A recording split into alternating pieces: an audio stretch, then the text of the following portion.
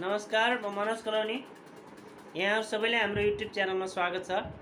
आज म risk and return च्याप्टरको पहिलो भाग लिएर आएको छु, जहाँ हामी रिस्क एन्ड रिटर्न च्याप्टरको थ्योरिटिकलको साथसाथै न्युमेरिकल पार्टहरूको बारेमा छलफल गर्नेछौँ। सबभन्दा पहिले risk and return. Risk and रिटर्नमा पहिले हामी रिटर्नको बारेमा पढ्छौँ है। रिटर्न पहिलोमा छ रिटर्न। अब रिटर्न भनेको के हो भने हामीले सुरुमा लगानी गरेको रकम र त्यो रकम मार्फत वर्षको अन्त्यमा मूल्याङ्कन गरिएको प्राइसको फरकलाई के भनिन्छ? रिटर्न भनिन्छ है। जसरी हामीले सुरुमा 100 रुपैयाँ लगानी गर्यौँ र यसको वर्षको अन्त्यमा यो चाहिँ 120 रुपैयाँ पुग्छ भने यो दुईटाको फरक कति रुपैयाँ भयो? 20 रुपैयाँलाई के भनिन्छ त? रिटर्न भनिन्छ। त्यसैले हामीले के भन्यौँ भने रिटर्न भनेको डिफरेन्स बिट्विन इनिसियल इन्भेस्टमेन्ट अथवा हामीले प्रेजेन्ट टाइम अफ इन्भेस्टमेन्ट र अनि evaluation amount at the end time period is called के त? रिटर्न। त्यसैले हामीले यहाँ लेख्न सक्छौँ रिटर्न भनेको के हो भने return equal to difference between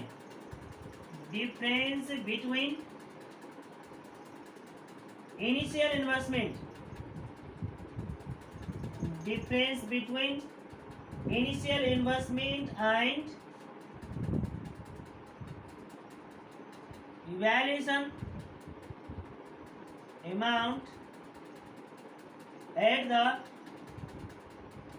end time period। ल यो चाहिँ फर्स्टमा हामीले बुझ्नु पर्यो कि रिटर्न भनेको के हो भने return is the difference between what wealth an investor invest at present time and what will he receive in near in future. अब जसरी इन्भेस्टरले वर्तमान समयमा कति लगानी गर्दैछ, अहिले लगानीकर्ता कति लगानी गर्दैछ र यो वर्षको अन्तमा अथवा एउटा मेच्युरिटी पिरियड तोकिएको हुन्छ, टाइम पिरियड तोकिएको हुन्छ हैन। कसैको पनि एम हुन्छ कि यो टाइम पिरियडमा हामीले कति रुपैयाँ चाहिँ यसको प्रतिफल कमाउने भन्ने हुन्छ है। अब हामीले लगानी गरेको रकम यो वर्षको अन्त्यमा कति पुगेको छ, यो वर्षको अन्त्यमा पुगेको रकम र अहिले लगानी गरेको रकम बीचको फरकलाई के बुझ्छौँ त? हामी रिटर्न। त्यसैले हामीले के बुझ्नु पर्यो भने यो भनेको के हो त? इनिसियल इन्भेस्टमेन्ट र फ्युचर एमाउन्टको फरकलाई के बुझिन्छ? रिटर्न। अब रिटर्नलाई हामीले दुई पार्टमा बाँड्छौँ। हेर्नुहोस् है, रिटर्नलाई दुई पार्टमा बाँड्छौँ, जसमा रिटर्नमा पहिलो छ तपाईको रेट अफ रिटर्न। अब रेट अफ रिटर्न भनेको के हो भने जुन हामीले रिटर्न माथि निकालेका छौँ त्यसलाई चाहिँ पर्सेन्टमा देखाउनु। जुन हामीले माथि के गर्यौँ त? रिटर्न निकाल्यौँ, यो चाहिँ तपाईको रुपिजमा आयो। जस्तै P1 माइनस P0 अहिले हामीले भनेका थियौँ P1 जस्तै कति थियो? 120 माइनस 100 इक्वल टु 20 रुपैयाँ रिटर्न भयो भने यो 20 लाई चाहिँ पर्सेन्टमा देखाउनु के भयो त? Rate of return. अब जसरी रेट अफ रिटर्नलाई जनाइन्छ RJ ले जनाइन्छ, RJ ले हामी जनायौँ। अब RJ इक्वल टु हुन्छ तपाईको P1 minus P0 plus dividend पनि छ भने त्यसलाई पनि जोड्नु पर्छ। डिभिडेन्ड ओपन P0 यो भयो तपाईको रेट अफ रिटर्न। अब रेट अफ रिटर्नमा तपाईको फर्स्टमा P1 भनेको हामीले भनेको यो evaluation amount at the end time period अथवा यसलाई एन्डिङ प्राइस पनि भनिन्छ र P0 भनेको बिगिनिङ प्राइसलाई बुझाउँछ P0 ले र डिभिडेन्डलाई D ले जनाउँछौँ है। यो भयो तपाईको फर्स्टमा रेट अफ रिटर्न। फर्स्ट भने हामीले रिटर्नको बारेमा। अब त्यसपछि हामीले रिटर्न भित्र हामीले A मा रेट अफ रिटर्न र B मा पढ्नुपर्छ एक्सपेक्टेड रेट अफ रिटर्न। यसको B मा अब हेर्छौँ हामीले B मा expected rate of return.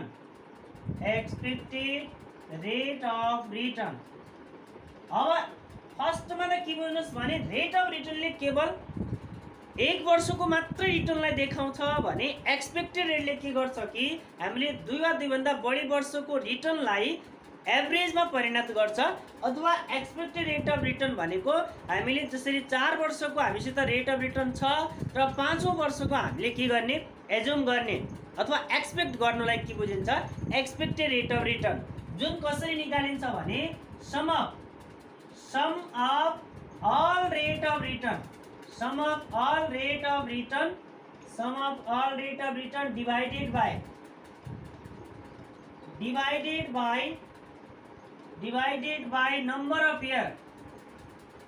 number of year is called expected rate of return.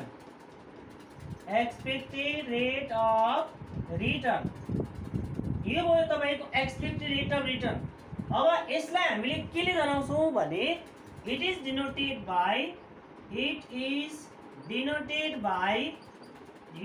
By R bar जे।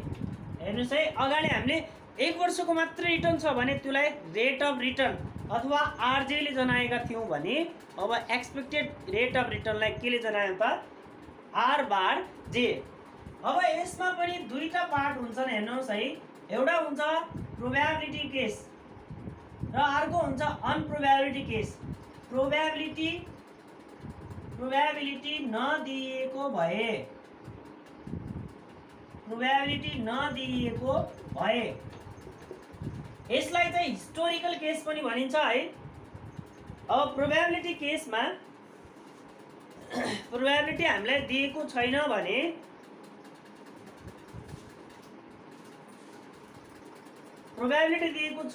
यस्तो केसमा हुन्छ R bar J equal to sigma R J upon N. हेर्नुस् है, हामीले दुईटा पार्ट यहाँ पनि पढ्नु पर्छ, प्रोबेबिलिटी दिएको भए र अर्को चाहिँ प्रोबेबिलिटी नदिएको भए र अर्को चाहिँ प्रोबेबिलिटी दिएको भए। यो चाहिँ प्रोबेबिलिटी दिएको भए R bar J equal to sigma R J into P R. यो प्रोबेबिलिटी केस भयो, माथिको प्रोबेबिलिटी नदिएको भए।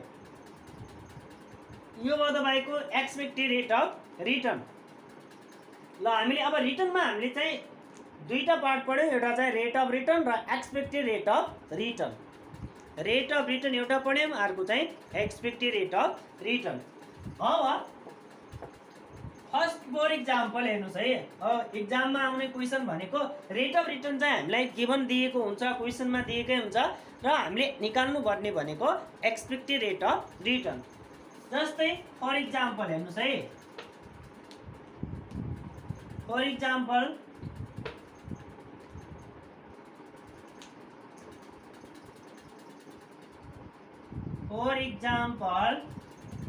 अब एउटा केस हुन्छ, जस्तै ए मा इयर दिया हुन्छ, यता जस्तै 1 2 3 4 इयर दिया छ र आर ए अथवा रिटर्न अफ स्टक ए 10%, 12%, 13% र 14% यो दिया छ तपाईलाई रेट अफ रिटर्न। र बी मा इयर सेम छ 1 2 3 4 यहाँ दिया छ र आर ए यो पनि सेम छ 10%, 12%, 13%, 14% र थप के दिन्छ भने प्रोबेबिलिटी दिएको हुन्छ। प्रोबेबिलिटी केसमा 0.10, 0.20, 0.30 र 0.40। यो दुईटा क्वेसन भयो। हेर्नुस्, अब यसमा फरक के छ त, हामीले फर्स्टमा के पढ्यौं भने रेट अफ रिटर्न पढ्यौं। रेट अफ रिटर्न भनेको 10, 12, 13 र 14 हो। यो चाहिँ प्रत्येक वर्षको रिटर्नलाई के भनिने रहेछ रेट अफ रिटर्न। र एक्सपेक्टेड रेट अफ रिटर्न हामी अहिले निकाल्ने हो। अब त्यो निकाल्नुको लागि यो चारलाई बेस मानेर अब एक्सपेक्ट गर्ने 5औं वर्षको हामीले निकाल्नु पर्यो। त्यसको लागि हामीले के भनेको छौं भने sum of all rate of return.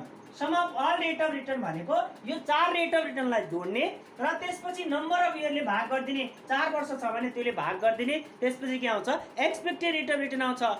त्यसैले अब एक्सपेक्टेड भनेको एभरेज रेट अफ रिटर्न पनि हो। र त्यो निकाल्नुको लागि दुईटा केस हामीले पढ्यौं, एउटा चाहिँ प्रोबेबिलिटी दिएको केस र अर्को चाहिँ प्रोबेबिलिटी नदिएको केस। अब प्रोबेबिलिटी दिएको छ भने फर्स्टमा ए मा दिएको छैन, त्यसैले यसमा कुन फर्मुला युज गर्नु पर्यो R bar J equal to sigma R J upon N formula use गर्ने अर्कोमा प्रोबेबिलिटी पीआर भनेर दिया छ। प्रोबेबिलिटी जहिले पनि टोटल जोड्दाखेरि 100% पुग्नु पर्यो अथवा 1 भ्यालु पुग्नु पर्यो। यहाँ जसरी 0.10 0.20 0.30 र 0.40 छ, यो सबै जोडेर 1 पुग्नु पर्छ है। अब यो प्रोबेबिलिटी केस भयो, यो चाहिँ प्रोबेबिलिटी नदिएको केस भयो। प्रोबेबिलिटी दिएको छैन भने सिग्मा आरजे बाइ एन फर्मुलाइज गर्ने, र प्रोबेबिलिटी दिएको छ भने आरजे बराबर R bar J equal to sigma RJ into PR formulise गर्ने। अब हामीले यसलाई सल्भ गर्दाखेरि हेर्नुस् है, सोलुसन गर्दाखेरि सोलुसनमा ए को सोलुसन गर्दैछौँ है, पहिले बी को फेरि सोलुसन गरौँला।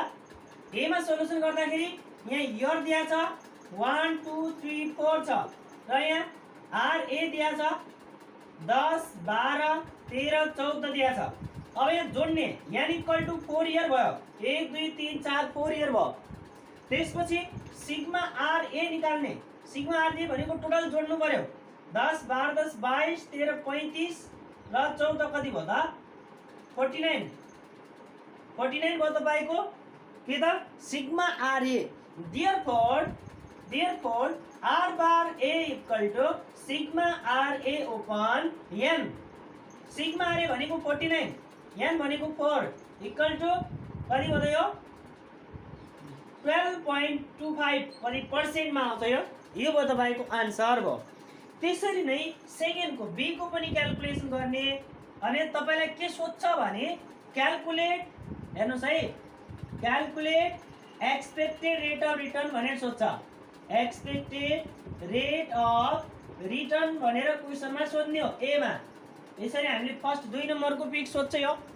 अब यसमा rate of expected rate of return निकाल्नु पर्यो भने यहाँनिर हामी के गर्दैछौँ अहिले calculation of expected rate of return, expected rate of return.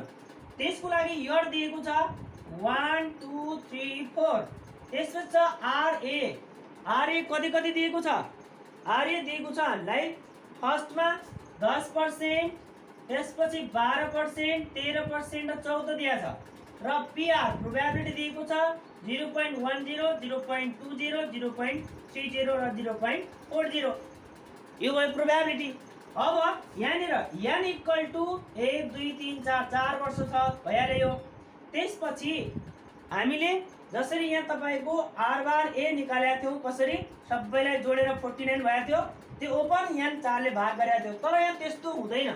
Probability केसमा आर ए इन्टु पीआर यसरी निकाल्नु पर्छ।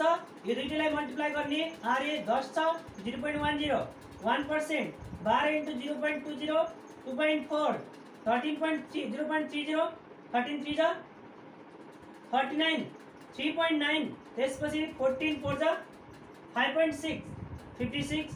अब यसलाई जोड्दिने sigma R A into PR equal to कति भयो त 5 3 8 10 11 12 12.9% आयो। यो भयो तपाईको 12.9%। देयरफोर अब यसमा तपाईको के हुन्छ त, therefore R bar A equal to हुन्छ sigma R A into PR. Sigma R A into PR equal to कति पर्सेन्ट 12.9% आन्सर। ल यति हुन्छ तपाईको रिटर्नको केसमा। रिटर्नमा हामीले दुईटा कुरा बुझ्नु पर्यो। एउटा चाहिँ रेट अफ रिटर्न, त्यो चाहिँ हामीलाई सोध्दैन, बुकमा गिभन दिएको हुन्छ। त्यसरी first year second year third year fourth year 5 इयरसम्म दिन्छ रिटर्न दिया हुन्छ। त्यसपछि हामीले एक्सपेक्ट गर्नुपर्ने हुन्छ। एक्सपेक्टेड रेट अफ रिटर्नको लागि चाहिँ एउटा हुन्छ प्रोबेबिलिटी केस, एउटा चाहिँ नन प्रोबेबिलिटी केस। जसरी तपाईको हिस्टोरिकल पनि भन्न सक्छ, कहिलेकाहीँ हिस्टोरिकल र मोडर्न पनि भन्न सक्छ है। हिस्टोरिकल भनेको तपाईको प्रोबेबिलिटी नदिएको केस भयो। ल अब हामीले दुईटा पार्ट प्रोबेबिलिटी केस र नन प्रोबेबिलिटी केस भनेर रिटर्नमा पढ्यौँ। एक्सपेक्टेड रेट अफ रिटर्नमा त्यो सोल्युसन गर्नुको लागि चाहिँ दुईटा फर्मुला लेख्यौँ। आजको क्लास चाहिँ यही दिन्छ है। अब भिडियो चाहिँ राम्रो लाग्यो भने लाइक कमेन्ट सेयर अनि सब्सक्राइब गरिदिनु होला। धन्यवाद।